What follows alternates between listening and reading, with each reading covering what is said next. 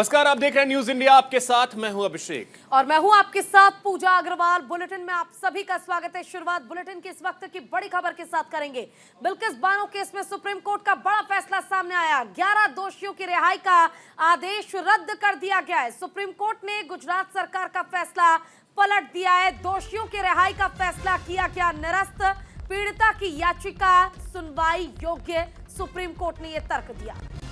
तो ये बड़ी जानकारी आपको दे रहे हैं। साल 2022 में 15 अगस्त के दिन गुजरात सरकार ने एक बड़ा फैसला लिया था और बिल्किस बानो मामले में सजा काट रहे, आजीवन कारावास की सजा हुई थी 11 दोषी, उनको रिहा करने का फैसला गुजरात सरकार ने लिया था, उनके आचरण को बताते हुए कि जेल में उनका आचरण सही है और इसी को ध्यान में रखते हुए 11 दोषियों को रिहा करने का फैसला लिया गया था गुजरात सरकार की तरफ से।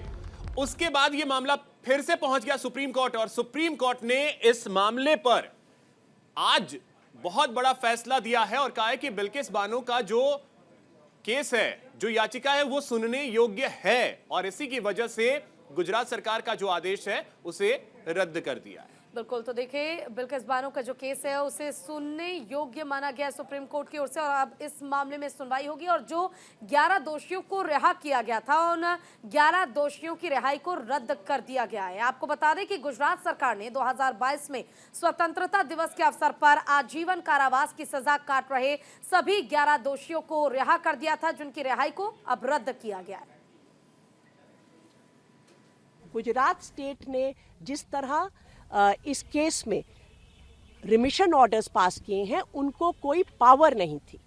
जो पावर है वो अप्रोप्रिएट गवर्नमेंट इस केस में महाराष्ट्र है, क्योंकि ये पर्टिकुलर केस जो 2002 में जो हिंसा हुई थी गुजरात में, उससे ये पूरी इंसिडेंट निकलता है, जिसमें इस पर्टिकुलर इंसिडेंट में 14 से ज़्यादा लोगों की हत्या हुई थी और जो ये अक्यूज्ड हैं उनको उसमें कन्विक्ट किया गया था और 3 औरतों के साथ गैंग रेप, उसमें बच्चों की भी हत्या हुई थी।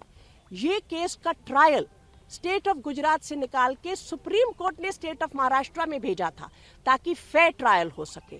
वहां पर कन्विक्शन होती है स्पेशल कोर्ट में, वो कन्विक्शन सुप्रीम कोर्ट तक अपहोल्ड होती है। उसके बाद ये रिमिशन जो स्टेट ऑफ गुजरात देता है, ना तो कोड ऑफ क्रिमिनल प्रोसीजर में उनको इसकी का अधिकार है, ना सुप्रीम कोर्ट की जो कॉन्स्टिट्यूशन बेंच की जजमेंट्स है वो इसका अधिकार देती हैं।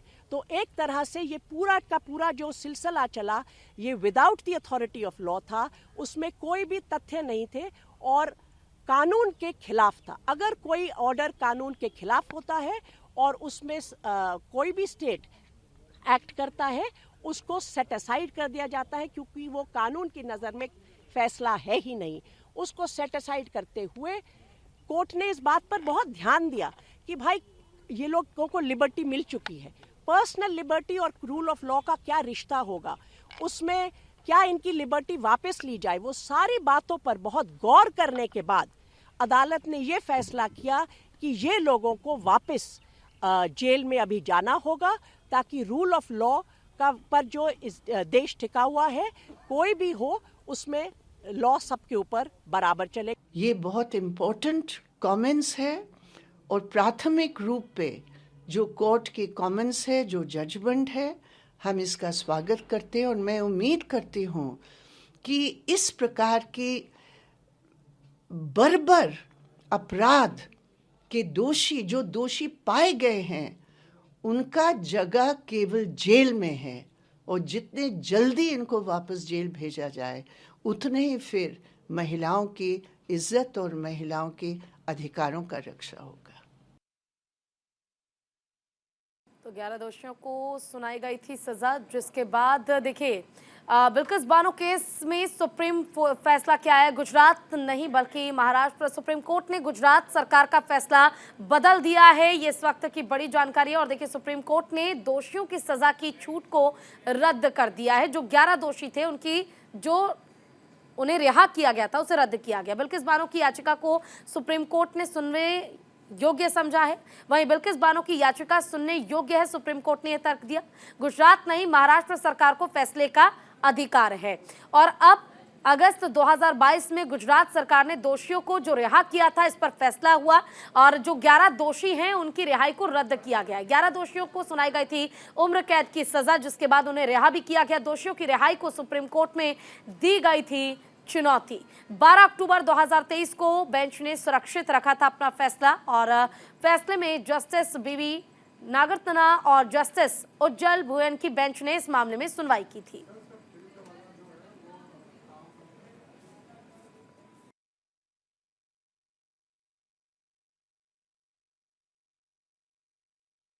देखिए, सुप्रीम कोर्ट ने गुजरात सरकार का फैसला पलटा है और सुप्रीम कोर्ट का यह कहना है कि गुजरात सरकार के पास यह अधिकार नहीं था और अगर यह अधिकार किसी के पास है तो वो महाराष्ट्र सरकार के पास अधिकार है। तो चलिए इसी पे बातचीत करेंगे। प्रदीप शर्मा जी हमारे साथ जुड़ गए हैं, वरिष्ठ अधिवक्ता हैं। प्रदीप जी, बहुत स्वागत है आपका न्यूज इंडिया पर। थैंक यू सर, सबसे पहले तो जो आज फैसला सुप्रीम कोर्ट का आया है उसको जरा सा आप समझाइएगा कि सुप्रीम कोर्ट ने इस मसले को लेकर कहा क्या है। क्या हम ये माने कि ये गुजरात सरकार के लिए बहुत बड़ा झटका है? देखिए, सुप्रीम कोर्ट जो है सबसे सर्वोपरि टॉप कोर्ट, एपेक्स कोर्ट है हमारे देश की जी। और उसकी जो भी फाइंडिंग या जो भी उसका डिसीजन होता है वो बाइंडिंग होता है on each and every member of the society. इस केस में 11 लोगों की हत्या हुई थी और 3 महिलाओं का इसमें रेप हुआ था। और बिल्किस बानो के पर्टिकुलर केस की बात करें तो इसके अंदर बिल्किस बानो ये रेप एंड मर्डर का केस था, जिसका कि गोधरा कांड के अंदर ट्रायल को इन ऑर्डर टू सी कि ठीक से इसका जुडिशियल प्रोसेस जो है कैरी ऑन हो सके, इसलिए कोर्ट को ट्रांसफर कर दिया था महाराष्ट्र सरकार के पास। वहाँ की कोर्ट्स ने डिसाइड किया था ताकि केस को अच्छी तरीके से बिना किसी हिंड्रेंस के, बिना किसी इंटरफेरेंस के ठीक से एडजुडिकेट किया जा सके। बिल्कुल। अब कुछ टाइम के पहले 15 अगस्त 2022 में इन 11 लोगों को रिहाई देती थी गुजरात सरकार ने जी। सुप्रीम कोर्ट लॉ ये कहता है कि ज्यूरिडिक्शन पॉइंट ऑफ व्यू के ऊपर ये डिसाइड किया गया था कि जो भी कोर्ट जिस मैटर को डिसाइड करती है, हर कोर्ट का इसीलिए डिस्ट्रिक्ट कोर्ट्स है and thereafter high court है हर केस का, हर स्टेट का। तो ज्यूरिडिक्शन पॉइंट ऑफ व्यू से बात करें तो उसी पर्टिकुलर स्टेट का ज्यूरिडिक्शन होता है जो उस केस को ट्राई करता है, उसके सुनता है, उसके ऊपर फैसला देता है। क्योंकि इस केस को, बेशक ये केस गोधरा का रहा हो, लेकिन जो सारी जुडिशियल प्रोसीडिंग्स हैं वो सारी की सारी महाराष्ट्र के अंदर हुई थी और वहीं पर इनको ट्राई किया था और वहीं पर इन 11 लोगों को कन्विक्ट किया गया था। कोर्ट ने इस बात को देखते हुए कि क्योंकि ये जो डिसीजन है सरकार का, ये out of their jurisdiction, out of their domain है, क्योंकि अगर फैसला महाराष्ट्र सरकार ने किया है तो इसका जो अगर फर्दर रेमिशन भी होना था या कुछ भी है तो वो महाराष्ट्र सरकार करे, क्योंकि ये डिसीजन महाराष्ट्र स्टेट के अंदर हुआ था। ये एक मेजर कारण था जिसके कारण से इस केस के अंदर बाकी लोगों को अब कहा गया है सर, कि जो भी इसमें एक और चीज जो सुप्रीम कोर्ट की तरफ से कहा गया है कि ये मामला जो है वो सुनने योग्य है। इसका क्या मतलब है? ये केस अब आगे बढ़ेगा कैसे? क्योंकि जो 11 लोग हैं वो ऑलरेडी दोषी हैं और उन्हें आजीवन कारावास की सजा हुई पड़ी है। गुजरात सरकार ने एक फैसला लिया कि चलो इनका आचरण अच्छा है, जो भी दलील दी गई हो उसके बाद उन्हें रिहा करने का फैसला लिया गया है। अब जो आज कहा गया है कि ये सुनने योग्य है, इसका मतलब क्या है? ये केस अब आगे बढ़ेगा कैसे? अभिषेक जी, एक्चुअली क्या था, जब ये केस डिसाइड हो रहा था तो इनमें से वन ऑफ द कन्विक्ट्स ने फॉल्स एफिडेविट कोर्ट के सामने प्रेजेंट किया था, मिसलीड किया था कोर्ट को। ओके। और जब ये फैसला हुआ था सुप्रीम कोर्ट तक जाके, देखिए कोर्ट्स के सामने डॉक्यूमेंट्स होते हैं। अगर कोई आदमी ऑन ओथ, पर्जरी भी हो जाती है, अगर कोई आदमी गलत स्टेटमेंट दे दे on oath, that is also a punishable offence. लेकिन कोर्ट ने ये पाया कि जब इस पे जब affidavit by one of the convicts that was false and incorrect, वो एज पर लॉ नहीं था, तो उन्होंने कहा कि उस बात को, क्योंकि अगर फॉल्स फैक्ट्स के ऊपर कोई डिसीजन दे दिया जाए, अगर हम कहते हैं 2 और 5 होते हैं और 5 बताकर आप उसके ऊपर कोई फैसला ले ले, तो बेसिकली वो रॉन्ग है। सुप्रीम कोर्ट ने ये पाया है कि वो जो डॉक्यूमेंट जो वन ऑफ द कन्विक्ट्स ने दिया था वो गलत था और उसका इंपैक्ट ओवरऑल केस के ऊपर आया था, तो अब इसको रीट्राई करेंगे केस को। चलिए, बहुत शुक्रिया सर आपका, विस्तार से आपने एक एक चीज बताई। बहुत शुक्रिया आपका हमारे साथ जुड़ने के लिए और बातचीत करने के लिए। रुक करेंगे अगली खबर की ओर। बिल्कुल, देखिए, प्रधानमंत्री नरेंद्र मोदी और भारत के खिलाफ अपमानजनक टिप्पणी मामला बढ़ता ही जा रहा है। आज मालदीव के हाई कमिश्नर को तलब किया गया। इब्राहिम शाहिद सुबह साउथ ब्लॉक स्थित विदेश मंत्रालय पहुंचे और इस बैठक की डिटेल अभी सामने नहीं आई है। इससे पहले ईज माई ट्रिप ने मालदीव की सभी फ्लाइट्स बुकिंग सस्पेंड कर दी है। हालांकि रविवार देर रात ईज माई ट्रिप के को फाउंडर निशांत पिट्टी ने सोशल मीडिया प्लेटफॉर्म एक्स पर यह जानकारी दी। उधर मालदीव सरकार ने अपने 3 मंत्री मालशा शरीफ, मरियम सियूना और अब्दुल्ला महजूम माजिद को निलंबित कर दिया है। इन्होंने ही पीएम मोदी और भारत के खिलाफ टिप्पणी की थी और इन्हें सस्पेंड भी कर दिया गया। साथ ही भारत की टूरिज्म सेक्टर में फैसिलिटी को लेकर भी कमेंट्स किए गए थे। वहीं इस बीच सोशल मीडिया पर रविवार को दिन भर हैशटैग बायकॉट मालदीव ट्रेंड हुआ। दूसरी तरफ बॉलीवुड एक्ट्रेस और लक्षद्वीप में पर्यटन को बढ़ावा देने का समर्थन किया गया। इसके लिए लोगों ने भारत सरकार की तारीफ की और सोशल मीडिया पर हैशटैग एक्सप्लोर इंडियन ट्रेंड कराया।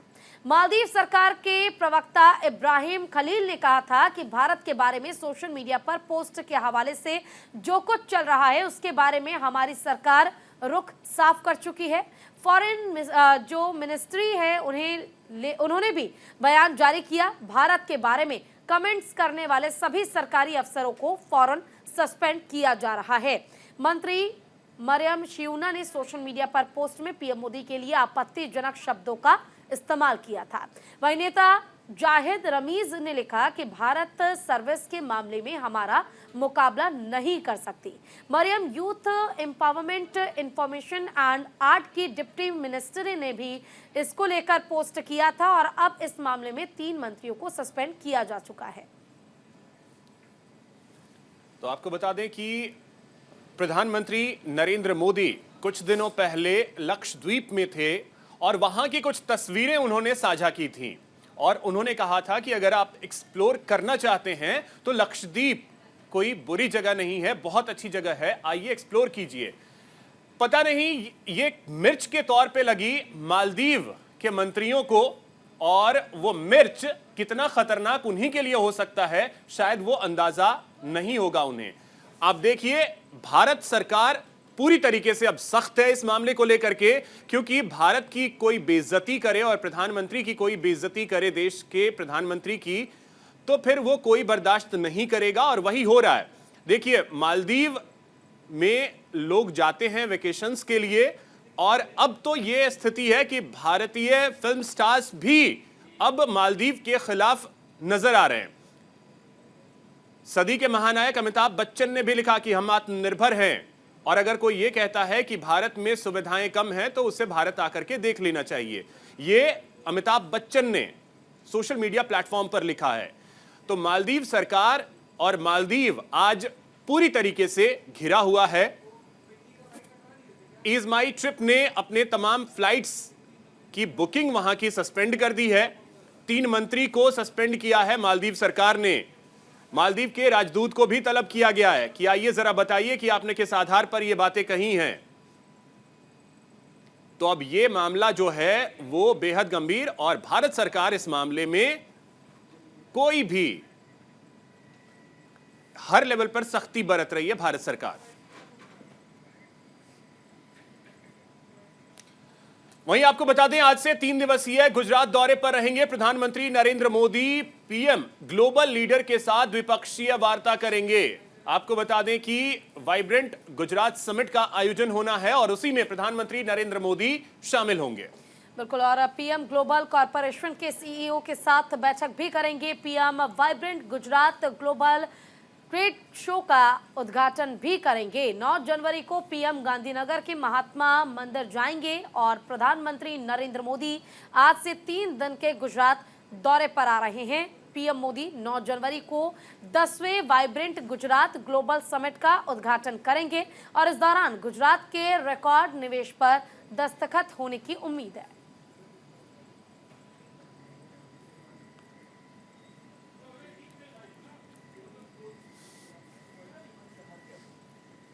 तो चलिए कुछ चीजें ग्राफिक्स के जरिए भी आपको बताते हैं कि प्रधानमंत्री का यह दौरा कितना अहम है। आज से 3 दिन के गुजरात दौरे पर प्रधानमंत्री नरेंद्र मोदी रहने वाले हैं, जो उनका गृह राज्य है। बिल्कुल, और गांधीनगर में वाइब्रेंट गुजरात ग्लोबल समिट का उद्घाटन प्रधानमंत्री नरेंद्र मोदी करेंगे और इस समिट के जरिए निवेश का एक बहुत बड़ी शुरुआत यहां की जाएगी। सम्मेलन में 34 देश भागीदार होंगे, यानी इस सम्मेलन में 34 देश शामिल होंगे। इसके अलावा देखिए सम्मेलन में 16 भागीदार संगठन भाग भी ले रहे हैं। अभिषेक, बिल्कुल, तो देखिए गुजरात में निवेश को कैसे और बढ़ाया जाए, इसके प्रयास प्रधानमंत्री के हमेशा रहे हैं। विश्व नेताओं, शीर्ष वैश्विक निगमों के सीईओ के साथ प्रधानमंत्री नरेंद्र मोदी की मीटिंग होने वाली है। इसकी शुरुआत मुख्यमंत्री रहते हुए प्रधानमंत्री नरेंद्र मोदी ने की थी जब वो गुजरात के मुख्यमंत्री थे। 9 जनवरी को सुबह करीब 9:30 पर गांधीनगर पहुंचने का प्रधानमंत्री नरेंद्र मोदी का कार्यक्रम है। दोपहर 3 बजे vibrant Gujarat global trade show का उद्घाटन प्रधानमंत्री करेंगे। तो दोपहर 3 बजे इस शो का उद्घाटन करेंगे। इसके अलावा 10 जनवरी सुबह 9:45 पर पीएम मोदी गांधीनगर के महात्मा मंदिर पहुंचेंगे। वहां पर जाने के बाद प्रधानमंत्री पूजा अर्चना करेंगे। वाइब्रेंट गुजरात ग्लोबल समिट 2024 का उद्घाटन भी प्रधानमंत्री नरेंद्र मोदी करेंगे। जैसा कि अभिषेक ने भी कहा कि निवेश किस तरह से गुजरात में बढ़े और किस तरह गुजरात का विकास हो, ये एक बहुत बड़ी प्राथमिकता है पीएम मोदी की। पीएम मोदी फिर गिफ्ट सिटी भी जाएंगे और यहां पर जाकर भी उनका दौरा बेहद खास होगा। शाम करीब 5:15 पर ग्लोबल फिनटेक लीडरशिप फोरम में वो मीटिंग भी करेंगे। बिल्कुल, देखिए ये गिफ्ट सिटी जो है पूजा, ये एक तरीके से दूसरी दुनिया है। गिफ्ट सिटी के बारे में अगर आप जानेंगे तो आप ताज्जुब में पड़ जाएंगे कि आखिर हमारे देश में भी ऐसा हो सकता है। जो अमूमन हम पश्चिमी सभ्यता की बात करते हैं, पश्चिमी विकास की बात करते हैं, वो वहां देखने को मिलेगा। वाइब्रेंट गुजरात 20 वर्षों की सफलता से को हमने देखा है कि किस तरीके से पिछले 20 सालों में गुजरात ने तरक्की की है। जब मुख्यमंत्री थे गुजरात के नरेंद्र मोदी, तो उन्होंने गुजरात को ऊंचाइयों पे पहुंचाया था।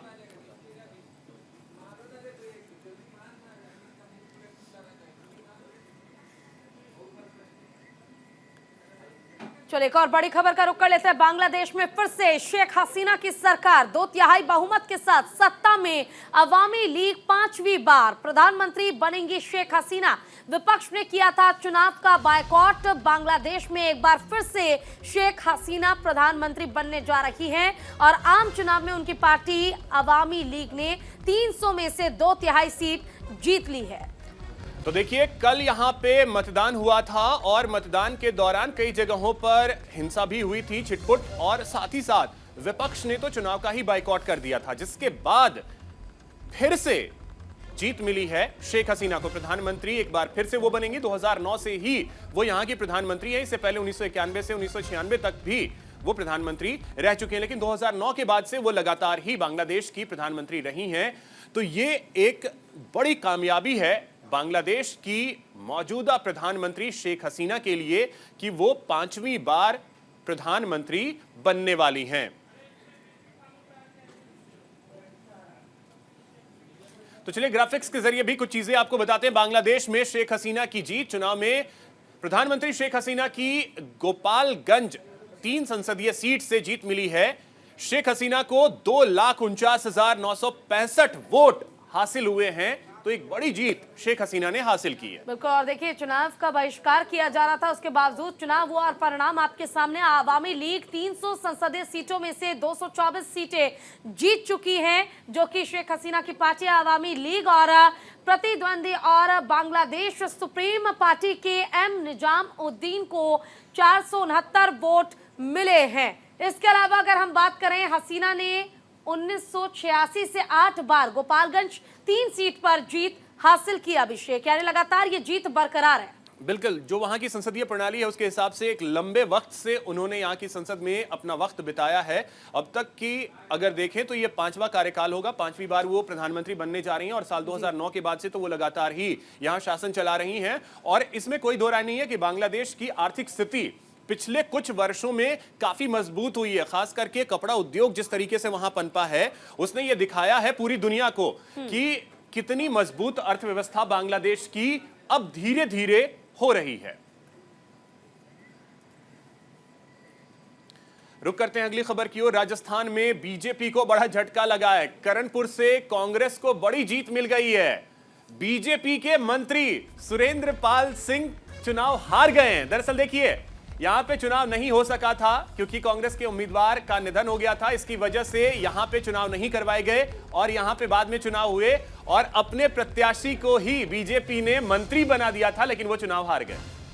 और देखिए, कांग्रेस उम्मीदवार रुपिंदर सिंह की जीत हुई है। ये इस वक्त की बड़ी और अहम जानकारी हम आपको दे रहे हैं। राजस्थान में बीजेपी को बड़ा झटका लगा है, जहां विधानसभा चुनाव जीतने के बाद अगर एक सीट की हम बात करें तो करणपुर से कांग्रेस की बड़ी जीत हुई है। तो देखिए, श्रीगंगानगर के करणपुर की यह विधानसभा सीट जहां पर चुनाव नहीं हो सका था, जब सभी 199 विधानसभा सीटों पर चुनाव हुए थे उस दौरान, और यहां के उम्मीदवार को ही बीजेपी ने अपना मंत्री बना लिया था, लेकिन वो चुनाव हार गए।